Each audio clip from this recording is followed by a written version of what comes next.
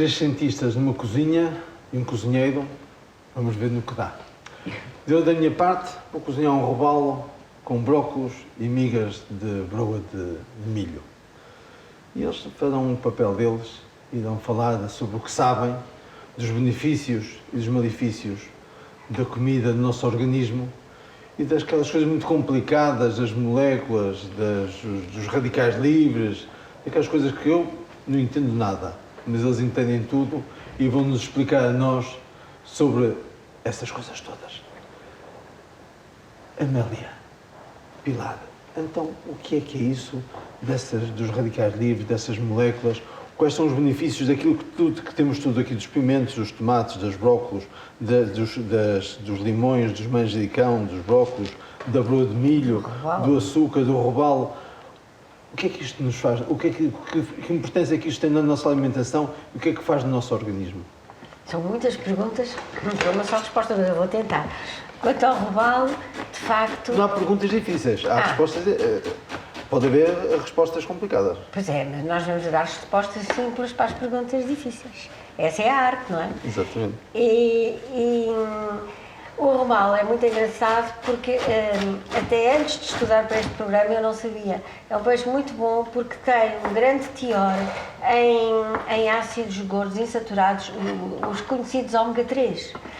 E que são de facto muito importantes para a saúde, problemas cardiovasculares, para problemas de colesterol, para pessoas que têm diabetes e Alzheimer. Portanto, o robalo é de facto muito aconselhado como peixe para ser ingerido por todos nós e mais por aqueles que têm sofrem de algumas doenças. Os antioxidantes são moléculas muito importantes, mas ser muito importante não indica que se deva comer muito. Porque, como tudo, o nosso organismo tem imensos processos em que se dá oxidação, e, portanto, se nós tomarmos antioxidantes muito fortes em grande quantidade, estamos a prejudicar o organismo. No entanto, com a idade, o nosso organismo também deixa de funcionar tão perfeitamente e de facto, algumas moléculas que contribuem para o equilíbrio em termos, chama-se redox, de oxidação e de redução, não funcionam tão bem e, portanto, é aconselhável tomar sempre uma pequena dose, uma dose equilibrada de antioxidantes, que são as tais moléculas que destroem aquilo que se chamam os tais radicais livres, que são de facto também outras moléculas muito reativas e que vão causar malefícios e problemas nas células do nosso organismo. Mas quando falamos em quantidades, falamos o quê? 100 gramas de... Credo! Nem pensar, até, por exemplo, há aditivos. Estamos a falar de peixe. Sim, mas o peixe tem uma pequena quantidade, não é? O peixe pode ser tomado, o que nós não devemos tomar é quantidades muito grandes, à parte, portanto, dos compostos que nós próprios produzimos e que são importantes quando temos doenças, etc. Mas não se deve tomar gramas de um antioxidante por dia que não seja os produtos naturais, porque o peixe, todos os compostos que estamos a ver e que são quase todos estes ricos em antioxidantes, o ser rico é uma quantidade pequeníssima. Ou seja, nós podemos procurar nos alimentos aquilo que às vezes nos querem impingir em cápsulas. Sabe uma coisa, as cápsulas também são boas, mas não devemos abusar. São a última solução. Mas não devemos abusar. Por alguma razão são chamados suplementos. Portanto, eles vêm ajudar, não vêm substituir. Portanto, a fonte essencial de todos os nutrientes que nós adquirimos da nossa alimentação vem mesmo dos alimentos e não desses ditos suplementos. O peixe, portanto, o que está recomendado é que nós alternemos entre carne e peixe. E tenhamos pelo menos 3 refeições, pelo menos, de peixe por semana. Claro que nós podemos aumentar este número. O que eu acho importante também é alternar, não ser sempre o mesmo tipo de peixe. Nós temos um país com tantos peixes, tanta variedade de peixes.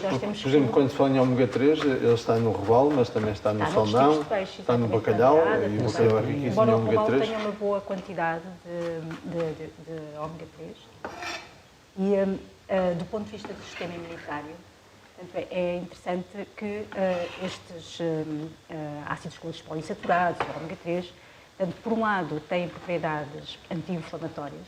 Portanto, se pensarmos em doenças como a artrite reumatoide, portanto, vão trazer benefício, não é? Porque vão reduzir estas doenças que têm este cariz pró-inflamatório. Mas, por outro lado, há estudos que também os apontam como não sendo imunossupressores, quer dizer, não vão suprimir completamente a resposta imunitária e, pelo contrário, até podem estimular alguns dos nossos linfócitos para, assim, também nos proteger contra infecções. Portanto, acaba por ser um balanço e, portanto, o sistema imunitário é muito de um balanço entre proteger-nos, mas não nos também criar prejuízo por exceder-se e haver estas situações de inflamação, como no caso das doenças autoimunes. Mas quando se fala em autoimunidade, nós podemos ficar autoimunes a algumas doenças através dos alimentos? Pode acontecer. Pode acontecer. Há também uma predisposição genética, não é? Pode haver uma predisposição genética para algumas das doenças autoimunes. Por exemplo, no caso da artrite reumatoide, que estávamos a falar, há alguns marcadores, ou pelo menos há algumas moléculas que são mais expressas pelas doentes que têm a artrite reumatoide, mas não é a única causa, portanto, não há só uma única causa, muitas das vezes são muito complexas. E há algumas doenças, por exemplo, as doenças de Crohn, não é? Onde há uma resposta adversa que tem a ver também com a nossa alimentação, com a nossa flora intestinal. Portanto, é um exemplo que sim, pode estar associado à nossa alimentação.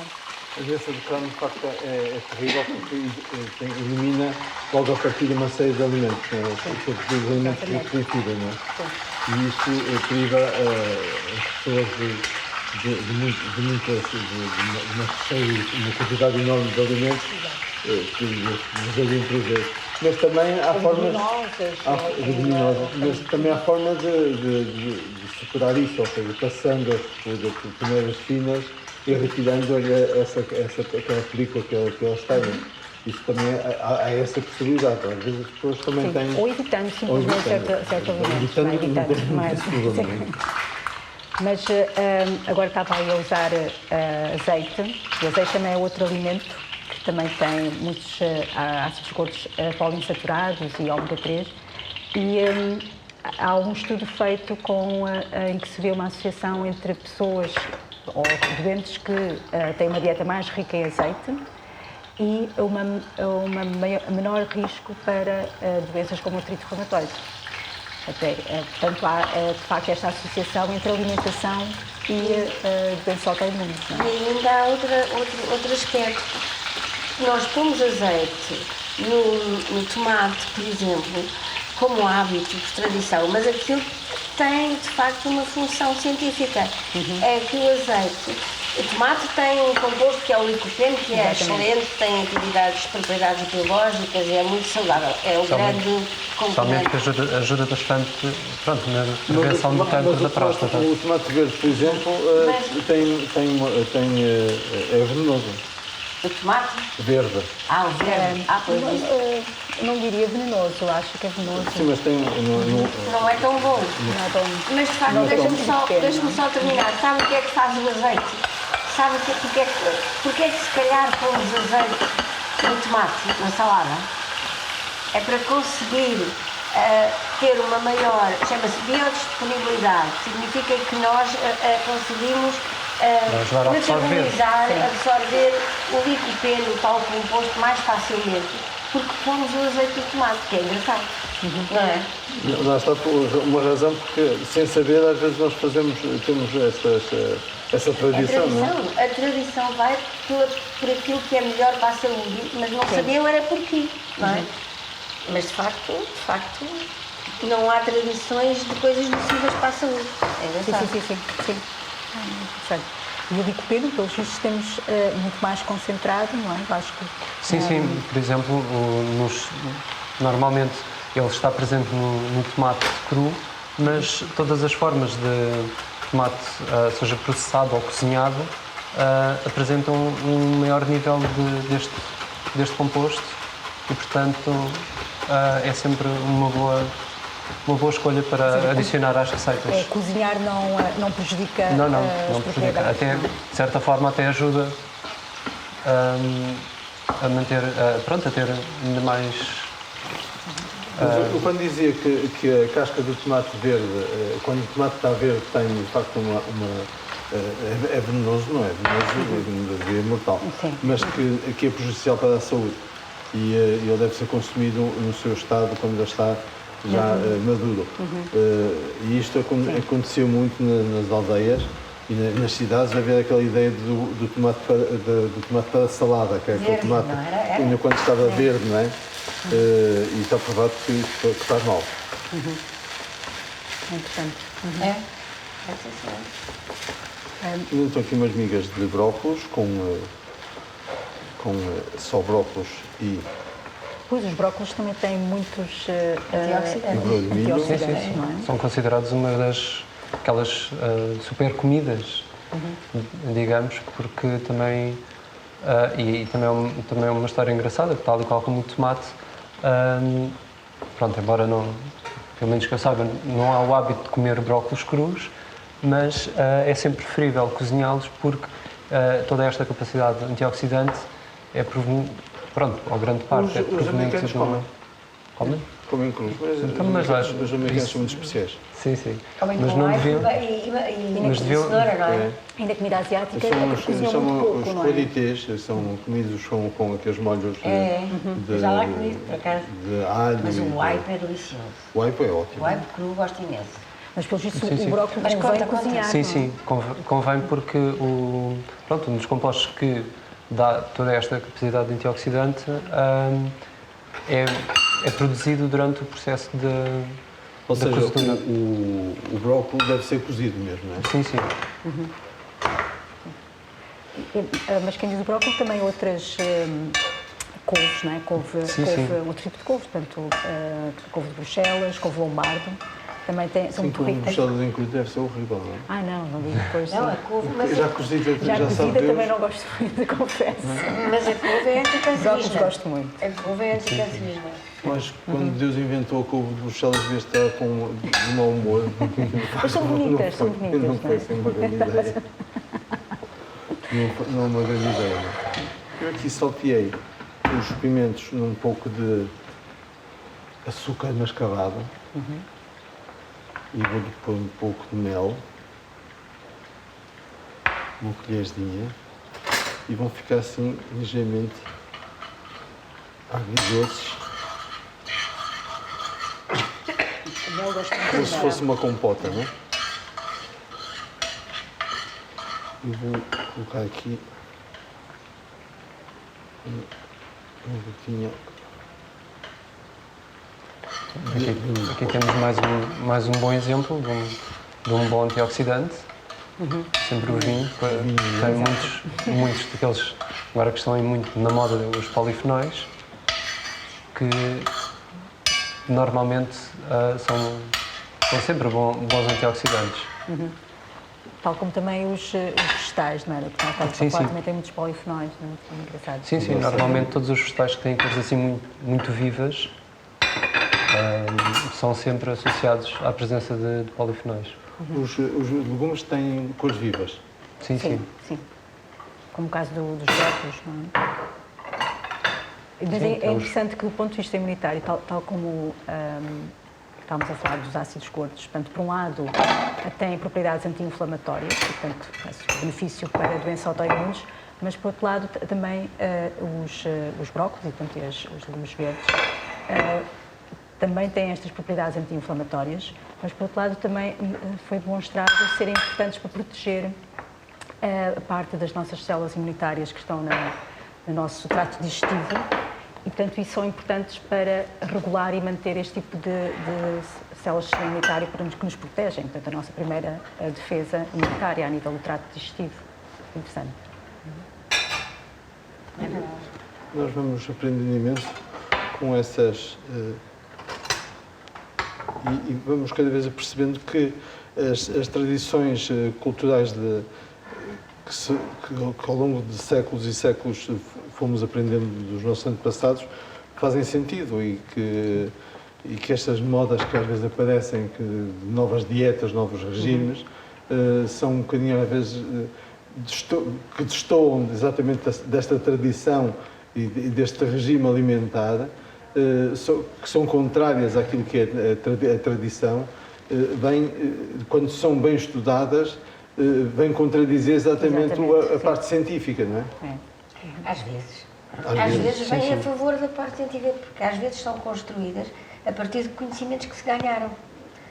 Às vezes. Às vezes, mas por exemplo, há aí umas modas, umas dietas assim um bocadinho estranhas. Sim.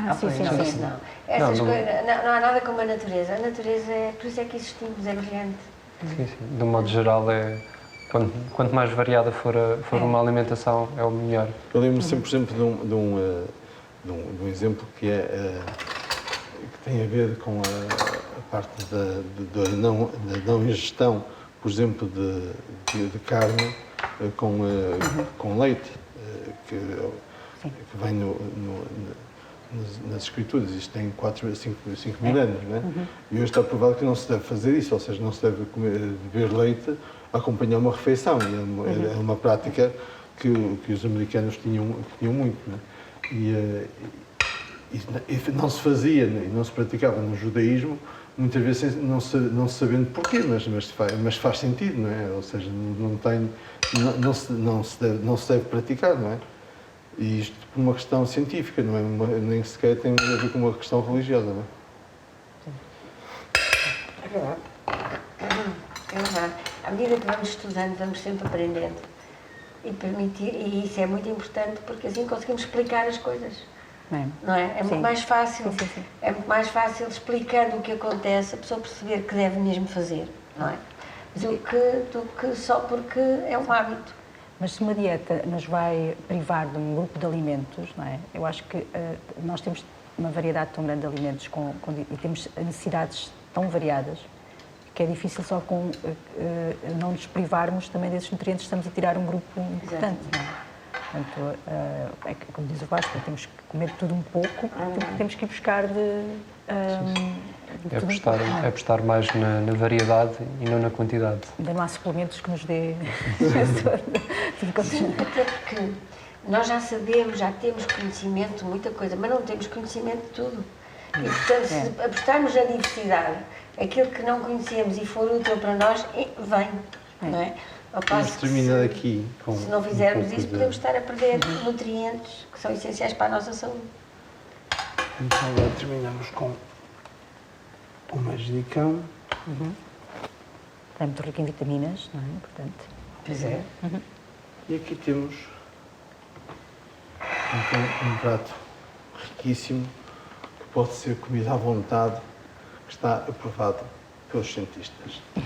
E voltaremos num novo programa com mais ciência, mais saúde e mais culinária.